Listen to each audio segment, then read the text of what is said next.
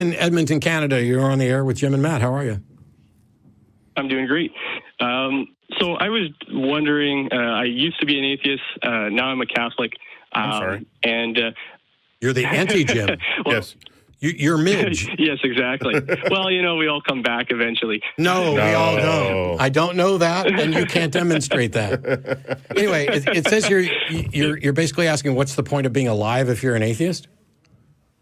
Yeah, so one of the things I struggled with when I was an atheist was what's the point of being alive, right? Like if I know that life is ultimately going to be a series of trials and sufferings and some good experiences, why should I keep being alive, right? What's the point of doing kind of anything? Yeah, Steve, do you own a car?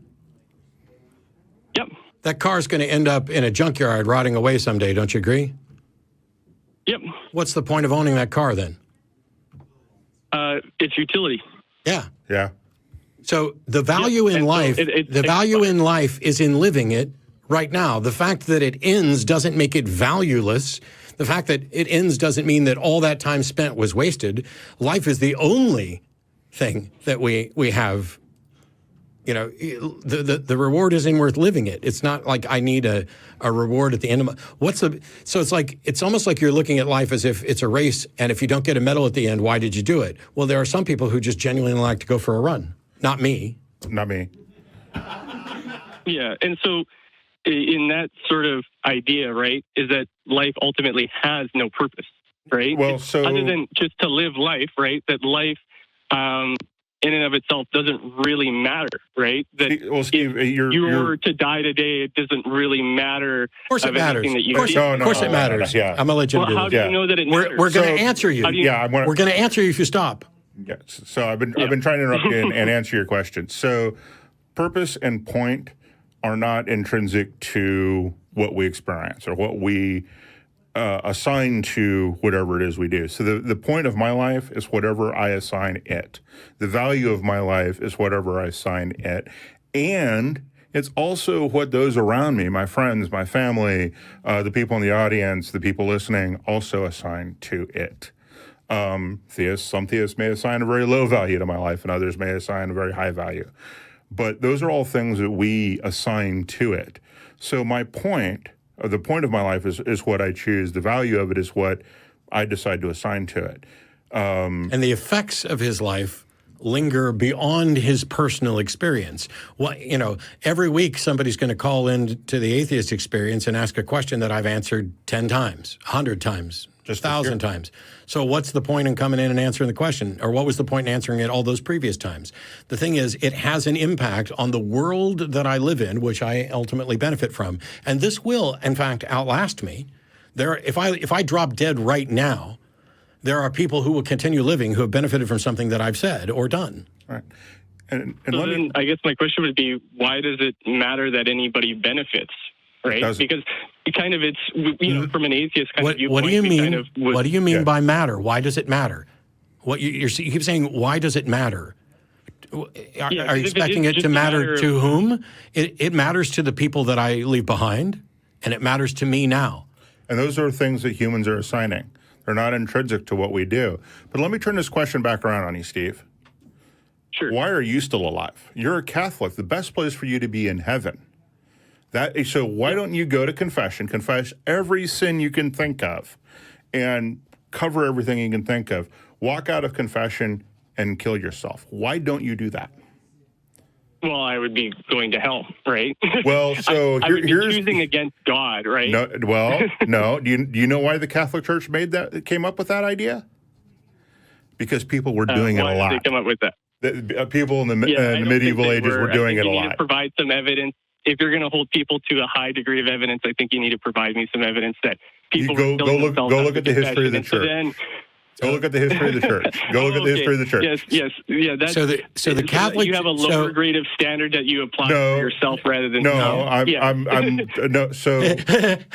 right. No, I'm not. Hey, listen for a second, Steve. This is a philosophical issue that was discussed many different times.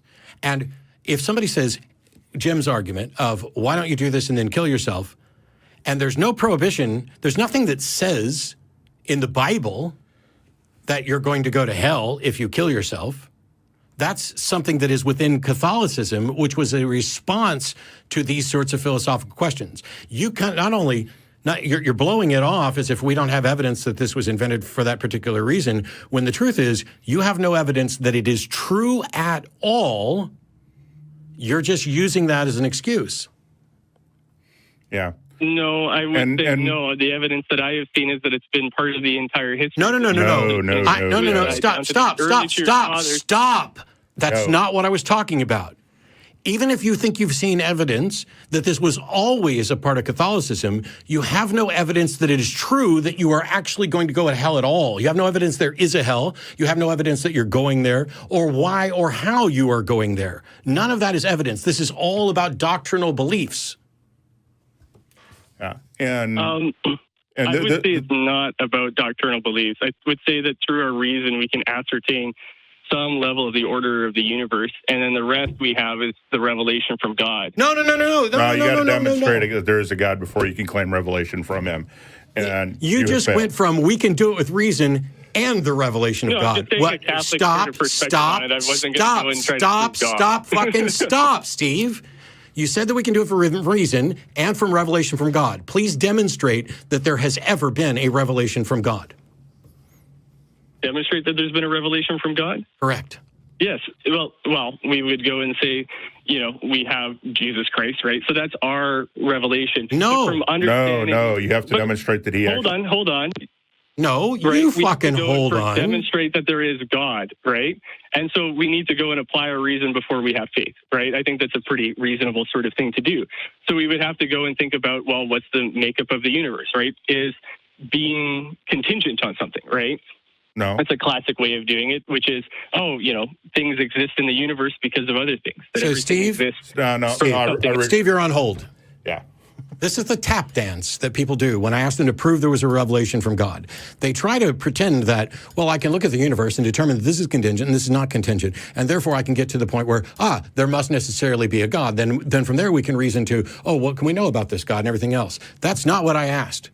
I could sit here and agree with you that there is in fact a God and still not have evidence that God has ever revealed anything to anyone, or I could hold a view that some other religion's revelation is true and yours is not true. How do you resolve that problem and show whose revelation is true? Well, I can go and see what the revelation is. Yeah, right? if the revelation is that there's a hell, how do you demonstrate that? Well, I would say if the revelation is consistent with what we can, through our reason, come to understand about God and the order of creation, right? Then we can go and ascertain which revelation would be true. Reason alone isn't enough. You have to have evidence. You have to have evidence.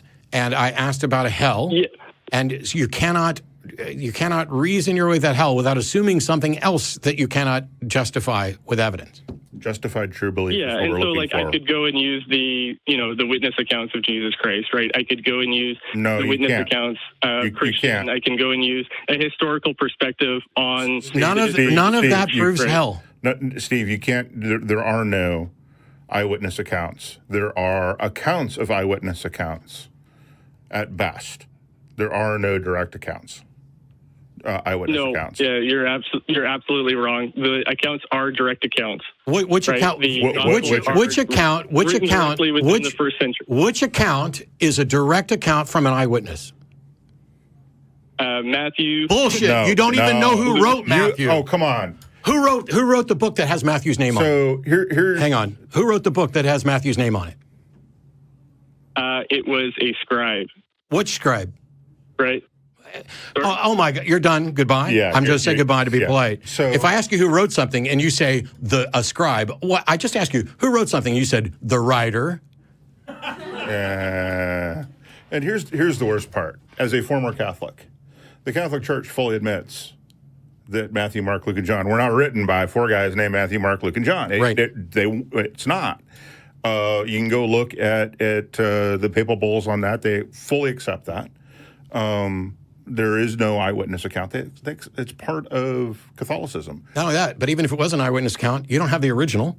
Right. And you have no way to investigate that eyewitness account to make sure that what you're reading is accurate by what they saw. Yeah. It's a multi-layered problem.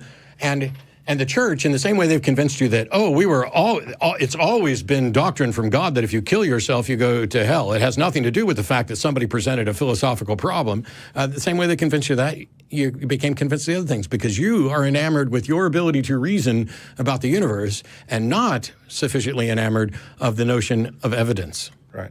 It's justified true belief. Justified.